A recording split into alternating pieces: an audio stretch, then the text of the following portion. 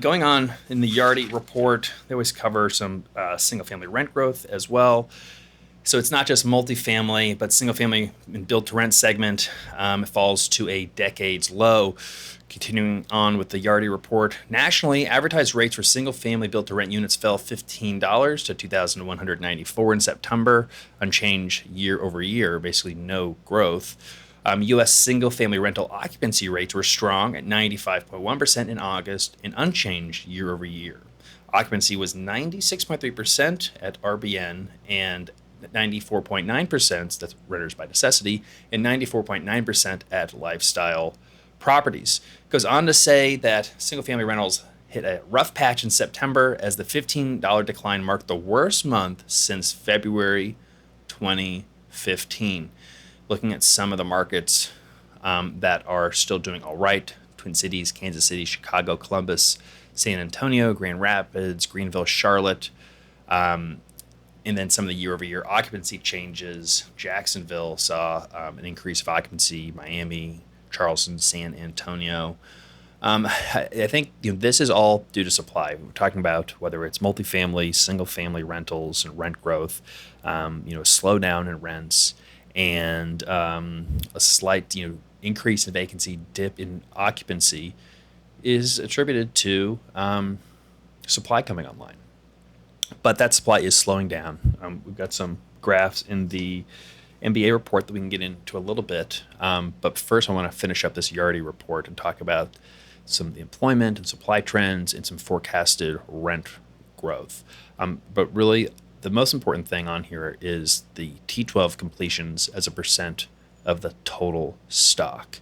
And what that means is how many new apartments did we actually complete relative to how many apartments exist. A lot of apartments were built in New York City. It's taking the top spot on rent growth, but also one of the top spots for completions of delivering new supply as it needs all of a sudden. 3% was completed as relative to total stock. Again, that's a relatively low number. We saw numbers as high as 12% in some Sunbelt markets about a year ago, and we still see some relatively high numbers in some Sunbelt markets. Austin is still at 8.6% completions as a percentage of total stock. Phoenix at 5.4%. Both of those markets have been posting negative rent growth, as well as Denver here. 6.4% completions as a percent of total stock. Again, not surprising. Year-over-year rent growth in those markets are all -3 to -4%. I mean, you can see the relation. Now, this is lagging. Obviously, rent growth year-over-year is rent growth, from today versus last year, as opposed to we're delivering today. That is, deliveries today add slack for a prolonged period of time, which that's really what we are dealing with right now. A key factor is that more than 525,000 units are in the lease-up phase nationally, which intensifies competition among properties. Markets with the weakest rent growth are often overlap with these carrying the largest pipelines. We talked about Dallas, Phoenix, Charlotte. This is a factor that we're going to be living with for a period of time. And a lot of syndicators, a lot of owners, a lot of investors, we are excited to move on to an area, a more normal environment. And so when we see permits starting to decline, you start to hear this narrative of things are falling off the cliff. Starts are falling off the cliff. Permits are falling off the cliff. Supply is falling off a cliff, which implies that the cliff is right in front of us. And it's not like a year out or 2 years out. Because when we do look at these numbers, like they are declining. They definitely are declining in terms of, again, like the year-over-year permits, year-over-year starts. I'll have to go through the MBA piece to find the exact page. Basically, like multifamily, I think permits, we're down basically 20% year-over-year, and then compounding on 20% again. So like we are definitely coming down. But it's a slow cascade. It's not like it's going to fall off a cliff. It's going to be rolling. And as it rolls, all of these leases don't just get signed at full market rents right away at pro forma. it takes a period of time for them to be absorbed into market. And through that period of absorption, those owners make decisions to potentially lower those rents to accelerate their timeline to get to permanent financing or sell the property, or basically de-risking their development investment. And that puts downward pressure on the rest of the market because the incentives are different. I might have the incentive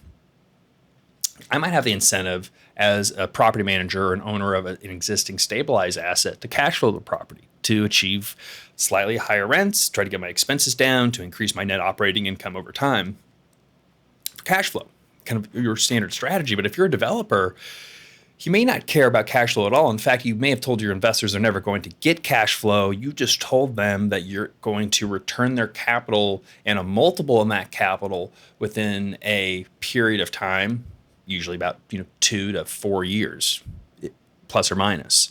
And as we're getting into that second, third, and fourth year of some of these development deals, the cost to hold on to these properties is increasing because they're on these construction loans that are very variable rate, floating rate.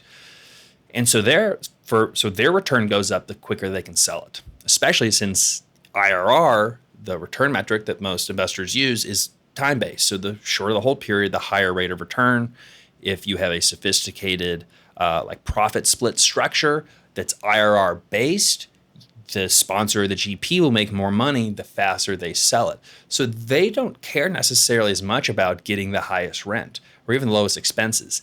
They need to have a couple months of a financial statement, a track record that a buyer can take to a lender and get financing on, there's a big gap there right now.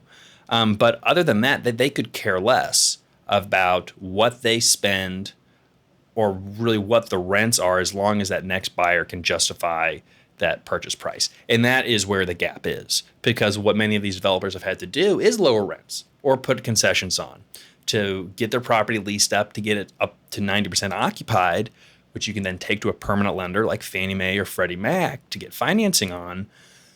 But when then that buyer, somebody like us, takes that financial statement to Freddie Mac or a Fannie Mae, they'll take a look at it and they'll say, well, these rents aren't nearly as high as they should be to justify the loan.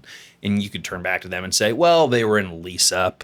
They gave big concessions because 3 other properties in the market were in lease up, and now they're all occupied and they're getting rid of their concessions. But Fannie Mae and Freddie Mac, especially Freddie Mac, they're looking at that financial history. They're looking at the last typically 12 months of history and saying, no, well, you can say that you have a business plan to increase these rents, but the current owner sign leases at this amount, that's exactly what we're going to give you credit for. And that is what is adding to this bid-ask spread between what sellers would like to sell their properties for and buyers. And so we're going to be in a period of working through this slack, getting back to new deliveries, supply, and a slowdown of rent growth. We're not out of the woods yet, but we certainly are at a point, we're near that low point in terms of rent growth. We're not seeing an acceleration of supply, but it's not going to be the quick bounce back that everyone is hoping for. Now, maybe we'll get a recovery from this uncertainty.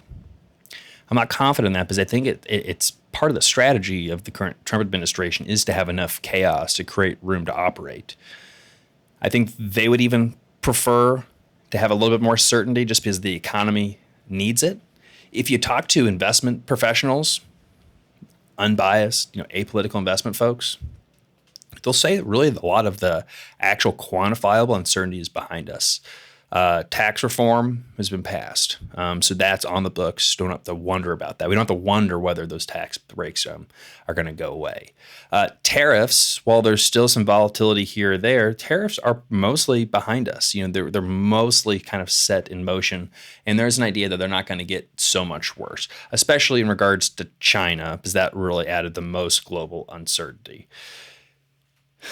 And then, obviously there's geopolitical issues, but things, or this government shutdown, but those I think will appear to be relatively transient in nature and will move past it. But the general population is not yet to a point of where they're feeling confident in the future. Business owners aren't feeling confident in the future enough to hire. They're not necessarily firing too many people because you want to keep operating. Things aren't horrible, but to make that additional investment, at the same time, every business owner is saying, do I need to rehire that position, or can we replace it with AI? Can someone else do that if they use an AI tool or a virtual assistant? I think we're starting to see some of these, not necessarily complete productivity gains, but we're going to start to see some movement, some quantifiable data to show how more productive we can be using these AI tools over the next 6 to 12 months. And, could a recession be caused because we're in an AI bubble? There's so much hype and cyclical investment going on. Certainly probable. But we start seeing some of these gains. The long-term fundamentals are really exciting for the macro economy if we really start seeing some of these productivity gains. So many individuals were so focused on kind of fighting the last war, and we're really worried about inflation. And I mean, I'm worried about the debt, and I'm worried about inflation. I think we are forgetting how powerful of a deflationary effect technology has on society and the economy.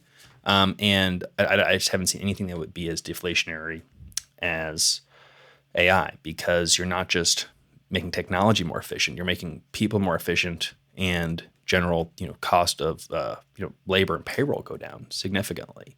How society deals with all that will yet to be seen. But I am optimistic that we will see some benefits.